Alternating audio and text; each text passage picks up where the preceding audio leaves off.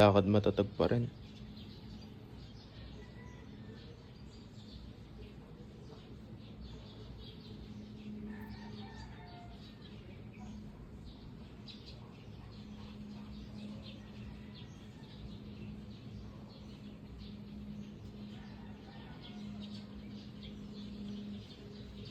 So ayun, no.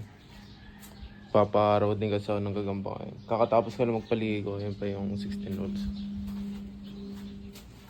Ang laki na pa mo ganyan. Sobra.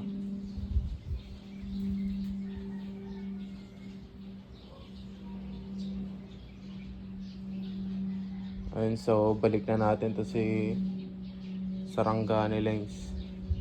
Papangalanan ko na to kasi tumatagal na siya sa akin. Ito na si Gagambes. Ayun, Gagambes.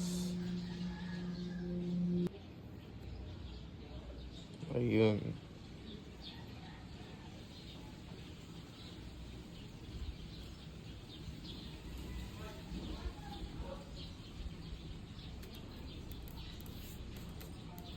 Medyo may pagkahina na din pero hindi pa ganun kahina.